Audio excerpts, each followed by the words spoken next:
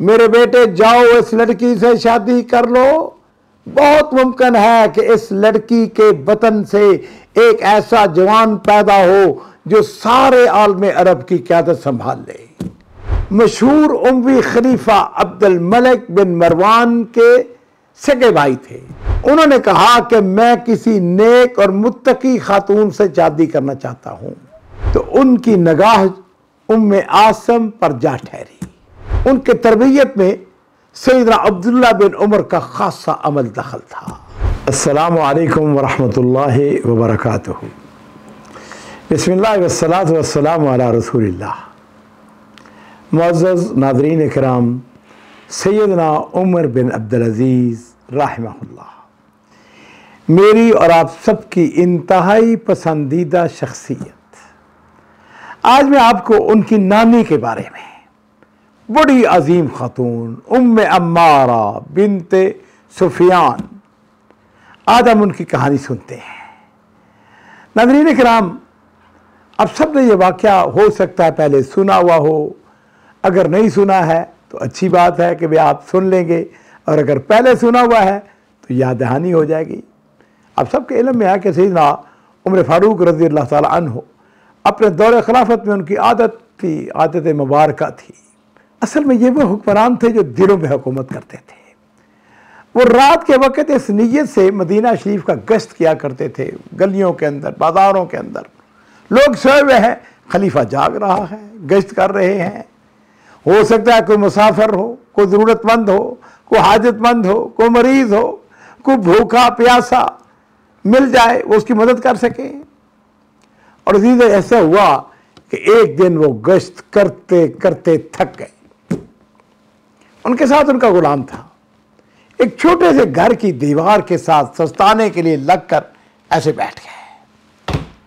अब वो सुन रहे हैं कि घर में दो ख्वातीन आपस में गुफ्तगू कर रही हैं, और उनकी गुफ्तगू सैयदना उमर फारूक रज़ी अल्लाह ताला उनके कानों में भी पड़ रही है। और नाज़रीन इकराम, ये गुफ्तगू हो रही थी एक माँ और एक बेटी के दरमियान, और बेटी जो है अपनी माँ के साथ झगड़ा कर रही है, उसकी बात सुनने से मानने से इनकार कर रही है, और कह रही है अम्मा मैं दूध में पानी नहीं मिलाऊंगी। और माँ उसको हुक्म दे रही है उठो और दूध में पानी मिलाओ।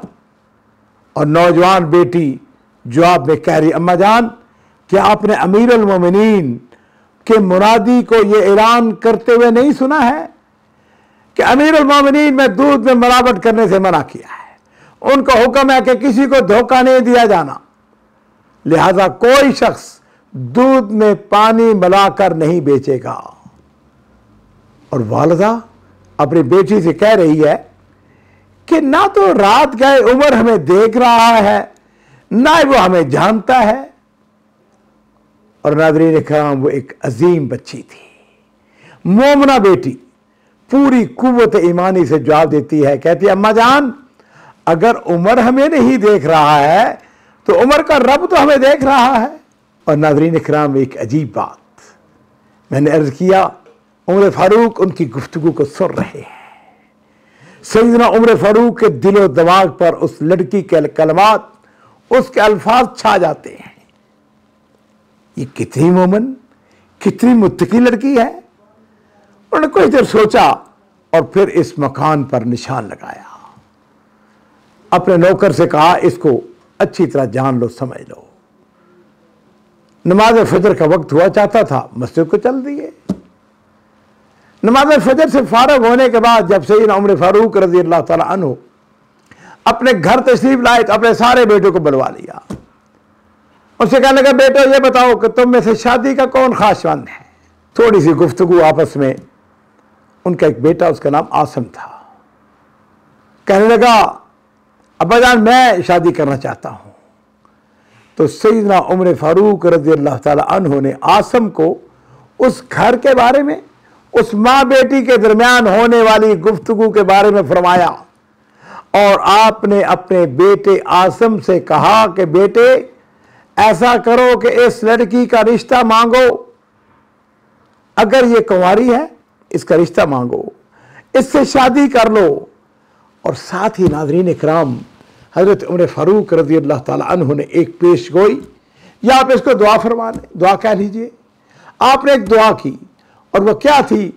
कहने लगे, मेरे बेटे जाओ इस लड़की से शादी कर लो, बहुत मुमकिन है कि इस लड़की के बतन से एक ऐसा जवान पैदा हो जो सारे आलम अरब की क़यादत संभाल ले। नाज़रीन इकराम, इस लड़की का ताल्लुक अरब के बड़े मशहूर कबीले बनु सकीफ़ से था। और आप सब जानते हैं कि बनु सकीफ़ ताइफ के रहने वाले थे। ये कबीला अपनी शुजाअत, बसालत, सरदारी में बड़ा मारूफ है। मुझ समेत हम सबको बनु सकीफ़ का और सकफी कबीले का शुक्रगुजार होना चाहिए कि सिंध को फतह करने वाले मशहूर जर्नैल मोहम्मद बिन कासिम का ताल्लुक बनु सकीफ़ से था। नाज़रीन इकराम, इस लड़की का नाम जब मालूम करा गया तो पता लगा कि इसका नाम उम्मे अम्मारा बिनते सुफियान अस-सकवी है। इसका वालिद वफ़ात पा चुका है। चुनांचे अपने वालिद के हुक्म पर उनके बेटे आसिम इस मुअज़्ज़मा, मुकर्रमा, मुत्तकिया खातून से शादी कर लेते हैं। शादी के कुछ अरसे के बाद उनके यहाँ एक बेटी पैदा होती है जिसका नाम लैला रखा जाता है, मगर उसे प्यार से सब उम्मे आसम कहने लगे। और ये उम्मे आसम के दादा कौन बने? सैयदना उमर फ़ारूक रज़ी अल्लाह ताला अन्हु इस बच्ची के दादा बनते हैं। और नाज़रीन इकराम, अब्दुल अजीज बिन मरवान, मशहूर उमवी खलीफा अब्दुल मलिक बिन मरवान के सगे भाई थे। ये उस जमाने में मिस्र के गवर्नर थे। उन्होंने कहा कि मैं किसी नेक और मुत्तकी खातून से शादी करना चाहता हूं। रिश्ते की तलाश शुरू हो गई तो उनकी निगाह उम्मे आसम पर जा ठहरी। चुनाचे अब्दुल अजीज की शादी उसी उम्मे आसम से होती है। इस उम्मे आसम के यहाँ एक बेटा पैदा होता है जिसका नाम उन्होंने अपने दादा के नाम पर उमर रखा। और नाज़रीन इकराम, इस अजीम शख्सियत को तारीख ने उमर बिन अब्दुल अजीज के नाम से याद रखा। और इकराम ने उनको पांचवा खलीफा राशिद कहा। उम्मे आसिम ने अपने बेटे की तरबियत आला इस्लामी अखलाक अक़दार के मुताबिक की। उनके तरबियत में सैयदना अब्दुल्ला बिन उमर का खासा अमल दखल था।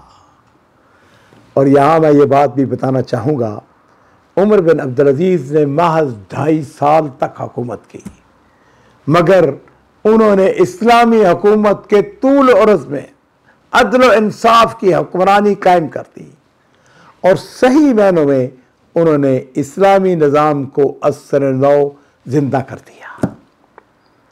नाज़रीन इकराम, मैं यहाँ पे आपको इस बात का मशवरा ना दूँ कि नेक पारसा वालिदैन की औलाद में भी नेकी और तकवा का असर बाकी रहता है। जब कभी अपने बच्चों का रिश्ता करने लगे तो ख़ानदान की शराफत और दीन के साथ वाबस्तगी उसको ज़रूर मलहूज़ ख़ातिर रखें। इस बात को कभी ना भूलें कि सैयदना उमर बिन अब्दुल अजीज़ रहमहुल्लाह की नानी जहाँ आला हसब नसब, वहाँ इंतहाई मुत्तकिया खातून थी।